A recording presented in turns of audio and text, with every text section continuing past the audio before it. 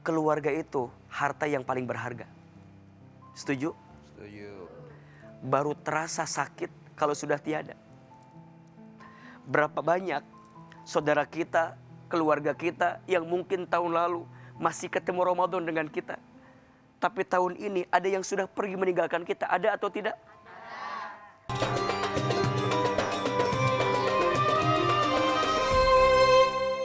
Masih di penyejuk hati. Sejuk di hati. Pemirsa, tadi ada yang curhat ini ya, ibu-ibu di studio. Dari Ibu Magdalena tadi ya. Orang tuanya, ibunya sedang sakit, lalu pastinya terhambat ya untuk bagaimana bisa melakukan banyak amal kebaikan. Nah, apa saja sih yang bisa dilakukan dalam kondisi sakit seperti ini? Begitu ya kira-kira ya?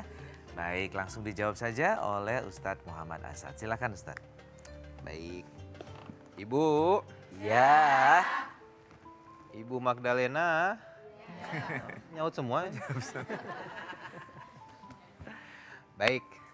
Sakit, apakah itu penggugur dosa? Iya. Kata Nabi SAW, tidaklah seorang hamba ditimpa oleh musibah, baik itu berupa sakit atau bahkan mungkin hanya tertusuk duri di tubuhnya, maka itu adalah penggugur bagi dosa-dosanya. Tapi bukan berarti jadi kita mau sakit, benar nggak? Ya, tetap harus menjaga kesehatan. Tapi ketika qadarullah, Allah titipkan sakit itu, maka itu adalah penggugur dosa. Itu yang pertama. Yang kedua tadi, gimana ibu saya nggak bisa ibadah? Bisa jadi ibadahnya Ibu Magdalena adalah bersabar menghadapi rasa sakitnya. Karena tidak semua ujian itu berujung bahwa akan sia-sia ibadahnya, tidak. Tapi bisa jadi ibadah kita bukan hanya ritual saja pemirsa. Tentang sholat, tentang puasa, tentang zakat, tidak. Tapi bisa jadi ibadah kita adalah bersabar. Menerima apapun keputusan Allah, menerima takdir dan ketetapan terbaiknya. Itulah ibadah terbaik seorang muslim. Dan apapun yang Allah berikan, jalani. Syukuri, sabari. Mendapat nikmat bersyukur, mendapat ujian bersabar. Itu. Mendapat ujian bersyukur? Iya, betul juga.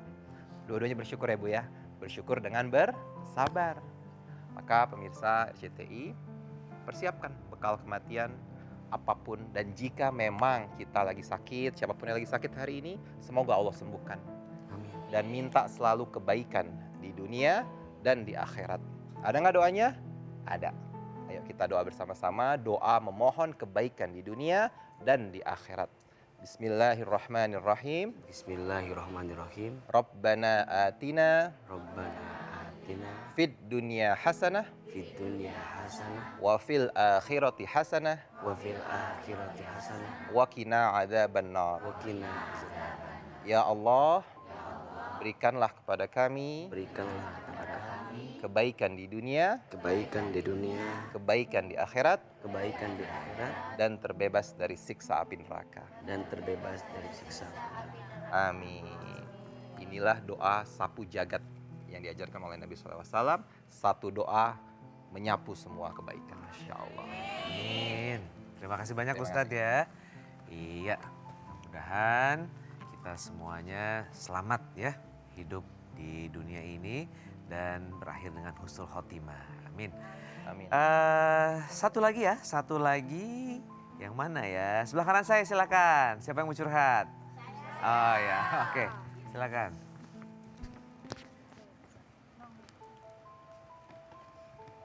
Assalamualaikum warahmatullahi wabarakatuh. Waalaikumsalam warahmatullahi wabarakatuh. Perkenalkan, nama saya Sunia dari Majelis Taklim Nurul Abrol, Serang, Banten. Curhat dong Ustadz. Iya. Silakan. Saya kadang kepikiran Ustadz, overthinking. Kenapa memangnya? Kalau tiba-tiba saya dipanggil Allah. Kan memang semuanya bakal dipanggil. Tinggal nunggu giliran ya. Iya. Tapi jadi kepikiran ya. Kenapa tuh sebabnya? Saya kan masih muda Ustadz, belum menikah. Dan masih banyak cita-cita yang belum saya gapai. Jadi pertanyaannya, apa yang seharusnya saya lakukan Ustadz? Mohon penjelasannya. Baik. Terima kasih. Ya. Baik, Terima Masya Allah. kasih.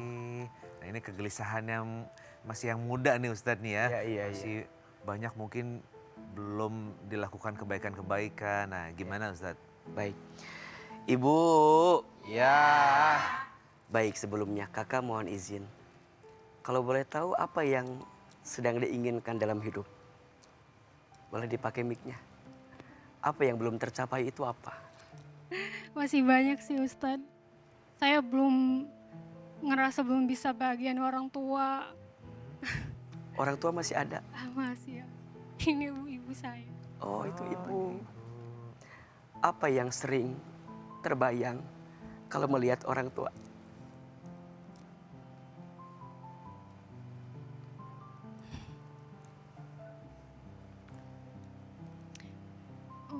Biaya kuliah saya masih ditanggung orang tua Ustadz.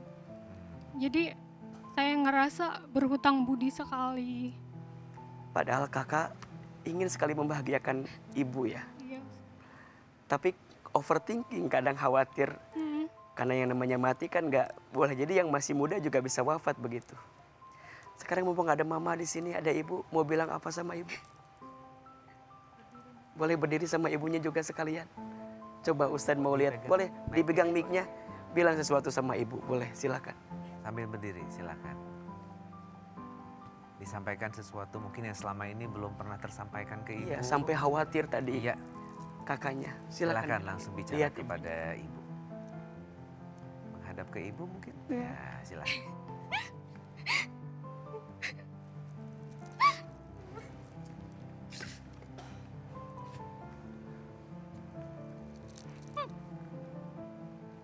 Apa yang ingin disampaikan dalam kesempatan ini, kesempatan yang baik ini kepada ibu? Mau minta maaf atau Ya. apa yang ingin disampaikan? Silakan. Ibunya mau minta maaf karena selama ini udah ngerepotin. Udah. Wah, silakan berpelukan, bermaaf-maafan lagi. Masya Allah. Ya. Ustadz, kita Ya. melihat begini, Iya. rasanya juga bergetar juga sebagai orang tua ya. Iya. Iya, pemirsa RCTI yang dirahmati Allah. Kadang hidup ini nggak bisa memilih sesuai dengan apa maunya kita. Setuju? Begitupun kematian. Kalau hari ini kita membahas tentang kematian, kematian itu pasti adanya, pasti datangnya. Tugas kita bukan overthinking dengan kematiannya. Karena orang beriman itu tidak takut mati, tidak cari mati, tapi orang beriman mempersiapkan bekal untuk berjumpa dengan kematiannya. Maka sekarang kakak terus aja berjalan dengan kebaikan hari ini. Selagi ada waktu, selagi orang tua masih ada, teruslah berbuat baik. Jadi anak yang baik, kuliah yang baik. Jangan berpikir sesuatu yang akan menjadi berat untuk kita. Karena percayalah, setiap kebaikan yang kita torehkan dan kita hadirkan, itu akan membahagiakan orang tua kita juga. Dan ibu, AA juga nitip, doakan putrinya. Agar kemudian setiap apa yang putrinya jalani, lakukan ke depan, Allah bimbing terus dalam kebaikan. Betul? Dan pada akhirnya kita akan ketemu dengan kematian itu. Tinggal yang paling penting bukan kapan waktunya, bukan tentang di mana tempatnya, bukan sedang apa wafatnya, tapi yang paling penting bekal amal apa yang akan kita bawa pulang sampai nanti kita kembali kepada Allah Subhanahu wa taala. Insya Allah mudah-mudahan semuanya wafat dalam keadaan husnul khatimah.